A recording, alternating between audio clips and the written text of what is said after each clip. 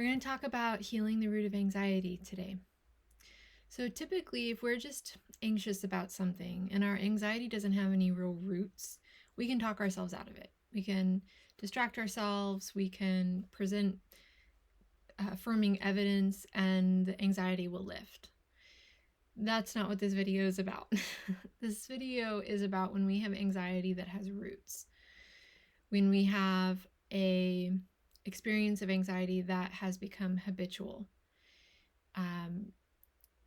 To understand more deeply the techniques that I'm going to teach you for resolving this, you need to understand a little bit more about what the root of anxiety is.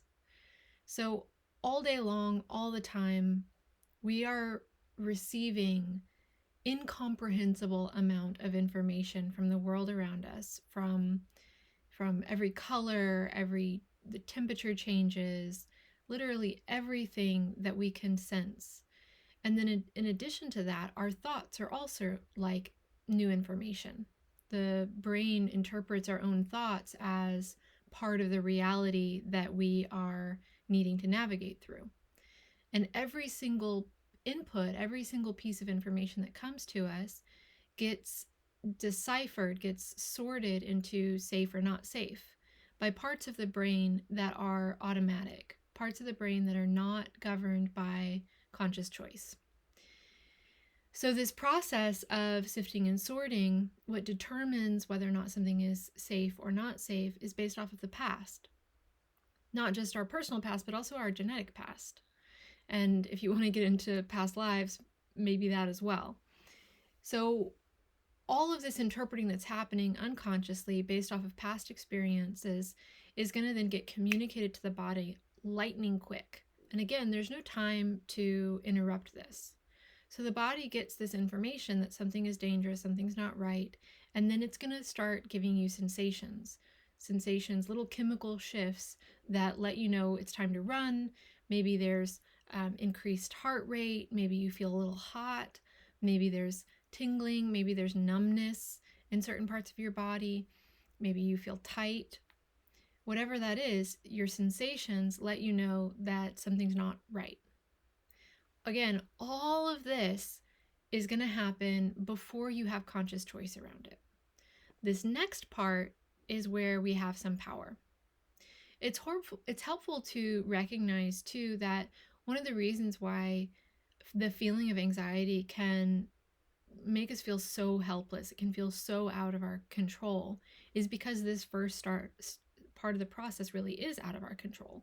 We don't have the power to tell the brain that something is safe before all of those decisions are made and we're already feeling sensations. So that leads us to one of the most important techniques that we can practice in healing the roots of anxiety, and that is our relationship to our own sensations. I really wish I could say something different here because it's uncomfortable, beyond uncomfortable. It's almost impossible sometimes to do what's required to change our relationship with anxiety and really heal it at its root. Sitting in the fire of sensation is the most important thing that you can do, because our relationship to those sensations is what defines our next past. I'm going to repeat that. So the way that we react to the sensation, that is the most current information that our mind and our body have about what's dangerous and safe. So if our mind has decided something is dangerous, and then we get the flood of sensations, and then we react to those sensations like, oh God, what's happening? We start looking for evidence of what's going on, then that is adding more information to that. It's adding more power to that decision.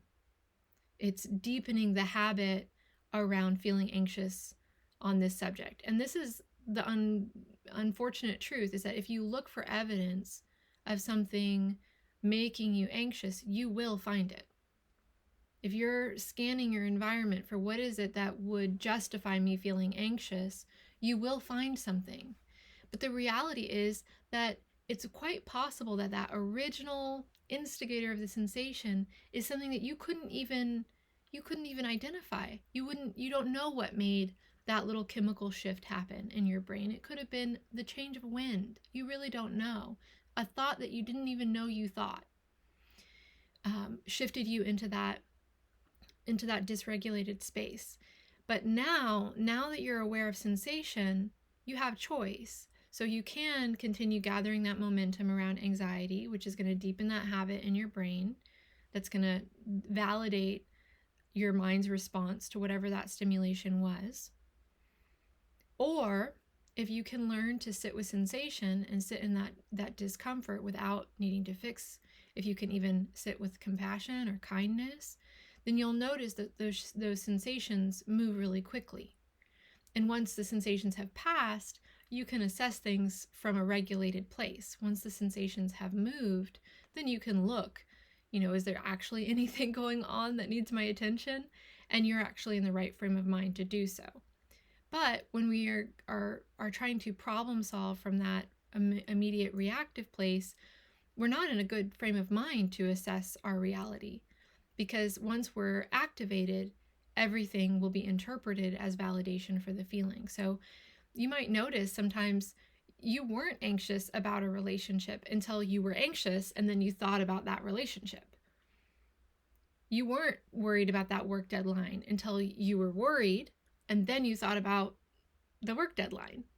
Anxiety will swallow things because it changes your perception. It's having you scan for what's dangerous or it's having you scan for risk. So the next piece, the next opportunity that you have for changing these roots of anxiety is giving yourself time with very little or only pleasant input. So that means being in nature, being under your covers, having time every day where you're not being bombarded by something new that your mind has to decide whether it's safe or not. This is a little tricky because sometimes under the covers, we have our worst enemy under there with us. So our thoughts, like I said, our thoughts are part of the input that our mind is navigating to decide whether it's safe information or dangerous information. So if you can't be trusted with your thoughts, if your thoughts are doing you no favors, I recommend using somebody else's thoughts. So if you are going into a space where you're giving yourself a sensory break, you're going to turn off the phone, you're going to go stare at a plant or a fire or do something that is just inherently soothing to your nervous system or inherently nothing to your nervous system, like meditation, something like that, then you may need to give yourself something to focus on so that your mind doesn't run you ragged. You can listen to a guided meditation, you can listen to music, listening to something that isn't necessarily centered around shifting your thoughts, listening to a podcast, learning something new, something that you can fully let your mind be absorbed into so that your mind doesn't have the opportunity, your thoughts doesn't have the opportunity to take you on a ride. So there's some nuance here. Because the first thing that I'm saying is I want you to pay more attention to sensation. And now I'm saying pay less attention to your thoughts. And there can be, some nuance there because while it's actually a very good idea to program your thoughts, it's a very good idea to have some discipline, some grit, some control around the thoughts you think. But the same is not true for sensation. The sensation is something that those original sensations, when you're being present to what's happening in your body, that's your experience of life. You can't deny it, you can't shut it down, and you really don't even have any control over it. And trying to suppress it will cut you off from yourself so that you have even less power with what your experience of life is.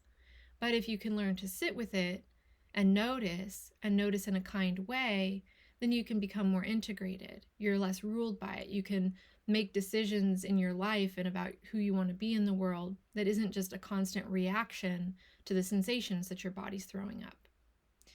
Thoughts, on the other hand, thoughts need to be trained. Our mind is like a wild animal living in our house. You don't want a raccoon in your house, tearing things apart. And our mind really does do that. Our thoughts really do that. So discipline around your thoughts and presence with the sensations in your body are really going to help you disrupt the patterns of anxiety. Last thing is that, we mentioned that the information that the mind is using to decide whether or not something is dangerous or safe is coming from the past. So dealing with your trauma is going to have a huge influence on whether your mind is flagging everything as dangerous or potentially dangerous versus feeling generally safe and trusting as you move through the world. Our traumas are like these big storehouses of unintegrated information. It's like all the sensations that we decided were dangerous, but we never really came to terms with. So they're just sort of open file cabinets in our brain of danger, danger, danger, danger, danger. And our mind is always flagging what's happening in the present moment with those open file cabinets. These are open cases. So, okay, is that connected to this case? Oh, is that connected to this case? Our mind is going to be always tying in what's happening in the present moment to one of those open cases. So when we resolve those cases, what happens is we actually build a relationship of safety, even with content that was potentially dangerous when it happened. So, for example, if you have a car accident and then any kind of similar noises or intense stimulation is flagging your anxiety, which is happening maybe all day long every time somebody honks a horn, that once it's integrated, once it's resolved, you might actually have more resilience around those loud noises, because that whole category of experiences that you had with that car accident, it actually got met and dealt with and stored in a very different way. Like, okay, this is a component of our reality that we know how to navigate. The information has been all the way digested and processed, so it's no longer an open case, it's a closed case. So now any content related to that is actually being dealt with in the present moment. All right, we know that this as a whole is something we can handle. What's happening now? Radically different. So one thing that I do want to mention is that this video is for kind of habitual anxiety, and it's not for acute, like if you're having a panic attack, focusing on sensations is not going to help you. Focusing on sensations can make it more intense. If you're having a panic attack, it's better to focus on things that are in the room. Fingers and toes can be a safe place if you do want to be centered in your body. Using breathing technique like box breathing, where you inhale for 4 counts, hold for 4 counts, exhale for 4 counts, hold for 4 counts. Those can be really helpful if you're actually having an active panic attack. You get to use your own discretion about where you are in your relationship with your anxiety. But this first one of sitting in the fire of sensation, you get to decide. But what you're looking for is, can I sit with this with kindness? So can I sit with the sensation and watch it versus sit with the sensation and be taken on a ride with it? It's more like, whoa, that's a lot that I'm feeling, versus actually like drowning in it. So I hope this is helpful, and thanks for watching.